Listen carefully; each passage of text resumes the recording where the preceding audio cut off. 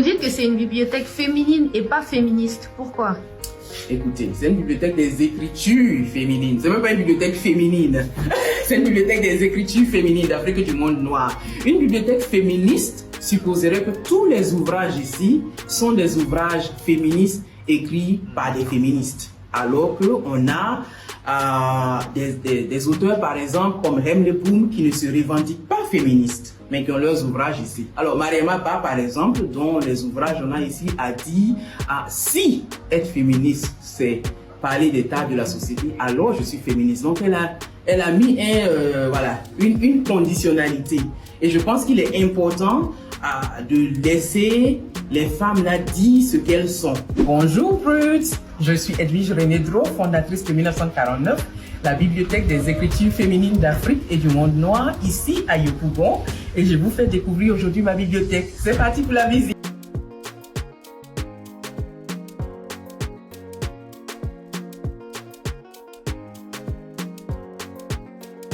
Les enfants sont là sur la terrasse, d'accord, Oh là là!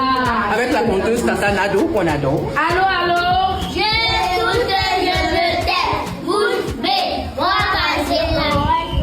Donc je disais, Maël joue au football avec son grand frère Isaac dans le jardin.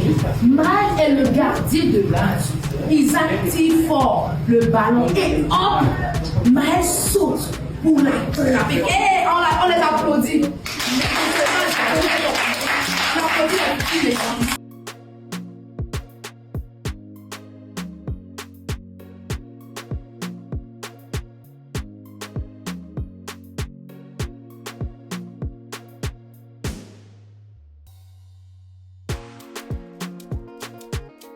Pourquoi est-ce que j'ai choisi de me focaliser avec cette bibliothèque-là sur les contributions des femmes noires et africaines? Nous sommes dans un continent où il y a un peu ces problématiques-là, où certaines jeunes filles se disent d'elles-mêmes, ben moi je ne peux pas faire ça parce que je n'ai pas eu ça, parce que je ne suis pas allée à l'école, parce que je n'ai pas beaucoup d'argent, parce que mes parents sont pauvres, parce que. L'idée est partie de là en fait. Pour montrer des exemples, je pense que c'est pas notre motto, c'est en fait connaître pour être. Il faut connaître tous ces exemples-là. Il faut savoir qu'il y a des femmes qui ne sont pas à l'école, qui ne sont pas allées à l'école, qui ont fait des choses. Il y a des femmes qui ont perdu leurs parents tôt, qui ont fait des choses. Il y a des femmes qui n'étaient pas de famille nantie, qui ont fait des choses. Et pour moi, je veux vraiment qu'on sorte de l'excuse, parce que je considère ça comme une excuse en fait. Qu'on sorte de l'excuse, qu'on arrête de se victimiser nous-mêmes. D'abord, c'est la seule bibliothèque de ce quartier. Notre quartier, on n'a pas de bibliothèque. Bon, quand je suis arrivée ici, j'avais pas l'habitude de lire les œuvres féministes. Vu qu'à l'école, les œuvres qu'on étudie sont généralement les œuvres écrites par les hommes. Ça m'a fait voir la force de la femme en fait.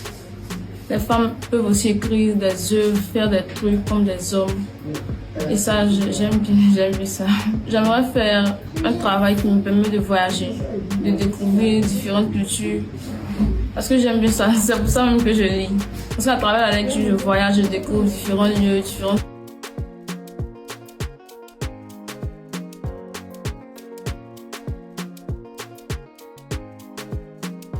Lorsque tu n'as pas une notion, une assez grande idée, assez grande notion sur le féminisme, tu as des idées préconçues. C'est-à-dire que tu penses ce que tout le monde pense, sans avoir toi-même ton aperçu de la chose.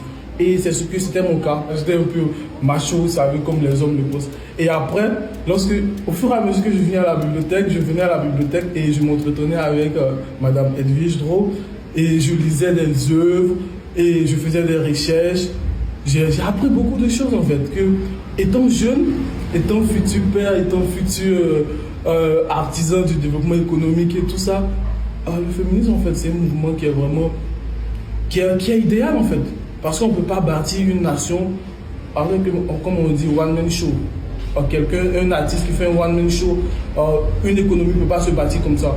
On a besoin des hommes et des femmes pour pouvoir avoir une fondation solide.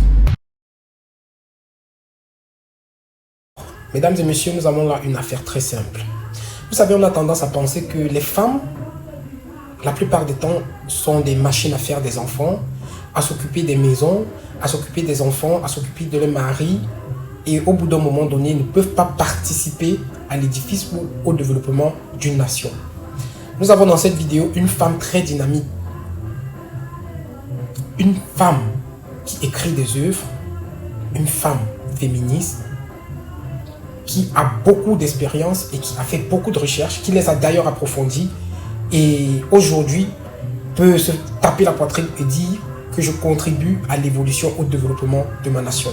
Parce que vous savez, aujourd'hui, on a tendance à penser que les femmes n'ont pas cette possibilité-là d'apporter leur touche, d'apporter le leur au développement national. Mais voici une femme qui vraiment a fait exception, comme plein d'autres femmes d'ailleurs. Franchement, la Côte d'Ivoire, c'est un pays qui ne cessera jamais de m'impressionner. Ça veut dire que tous les jours, quand je mène des recherches, j'essaye d'entrer en profondeur, je découvre des tas de choses qui me surprennent et qui, franchement, ça me touche énormément. Parce que ça, c'est de l'art.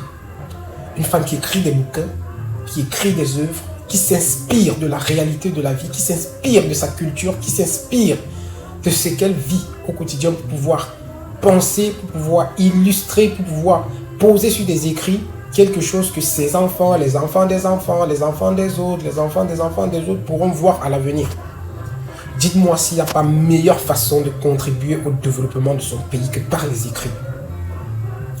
Les femmes, la plupart des temps, sont vues comme des êtres inoffensifs, des êtres qui sont limités, qui ne peuvent pas apporter grand chose. Mais aujourd'hui, je peux peser mes mots en disant que le développement d'un pays, d'une nation, c'est en majeure partie grâce à l'intelligence de la femme. Beaucoup de personnes me demandaient comment, pourquoi et tout. Réfléchissez bien. Dans votre quotidien, dans tout ce que vous faites, la plupart du temps, vous le faites pour les femmes. L'homme qui se lève le matin et qui va chercher du travail, qui va chercher de quoi manger, qui va chercher de l'argent, c'est pour quelque part pas améliorer ses conditions de vie. Et même si c'est pour améliorer ses conditions de vie, c'est pour vivre une vie de joie, de paix avec une femme. Tout ce que l'homme fait aujourd'hui, en majeure partie, c'est pour la satisfaction de la femme. Maintenant, parmi les femmes, il y en a qui ont décidé de ne pas se croiser les pouces, qui ont décidé de contribuer au développement de leur famille et aussi de leur pays. Parce que ça, franchement, je vous assure, c'est digne d'être félicité. Des femmes qui pensent, des femmes qui sont intelligentes, des femmes qui veulent mettre leurs compétences qu'elles ont apprises à l'école à la disposition de la nation, à la disposition des citoyens, à la disposition de la jeunesse. Ça, franchement, c'est à féliciter. Et je vous assure que moi, j'ai toujours vu ça. Les Ivoiriennes sont très spéciales. Les femmes ivoiriennes sont très spéciales. Je le dis parce que, pas seulement dans le domaine du féminisme, mais dans plusieurs autres domaines. Dans tout ce que la femme fait, elle le fait toujours avec détermination et avec choix. De nos jours, pour qu'une femme se lève et tisse ce genre d'initiative, il faudrait que ce soit une femme qui est cultivée, qui soit cultivée. Parce qu'elle veut impacter. Elle aimerait que demain, qu'on puisse parler d'elle et qu'on parle également de tout ce qui l'entoure. C'est pourquoi je vous dis toujours que dans un pays où tout le monde se met à fond, où tout le monde se donne, franchement, les fruits ne peuvent que porter à la positive attitude. Je vous assure. Dans un pays, quand les femmes s'y mettent aussi, se lèvent le matin et commencent à se poser la question de savoir qu'est-ce que moi aussi je peux apporter comme contribution, comme valeur à ma nation. C'est tout à fait normal que ce pays aille loin. Parce qu'on sait que la plupart des temps, les femmes, elles ne sont pas trop intéressées par le développement national et tout machin truc. Elles se contentent juste d'assumer leur rôle de femme. Parce qu'on dit, derrière un grand homme se cache une grande femme. Alors imaginez-vous dans un pays où les femmes ont pris conscience et ont décidé de créer des initiatives pour le développement de leur pays. Ce qui revient tout simplement à dire que les objectifs qui avaient été fixés pour 10 ans, avec la participation, avec l'énergie, avec la main mise sur les projets du genre féminin, franchement, les projets ne peuvent qu'aller plus loin. Parce que la femme que vous voyez là, si les femmes décident de ruiner un pays, elles peuvent le faire. Hein? Elles peuvent le faire parce que la femme c'est le berceau de l'humanité, c'est la maîtresse, ce sont elles qui contrôlent le monde. Beaucoup de gens ne le savent pas, la femme contrôle le monde. Imaginez alors une femme qui décide d'enseigner. Vous imaginez un peu? Sinon, moi j'ai toujours eu l'habitude de dire, les Ivoiriens, franchement, vous êtes inspirés. Vous êtes trop inspirés. Vous êtes organisés, vous êtes très bien achalandés. Vous savez où vous allez. Vous avez un esprit très éveillé.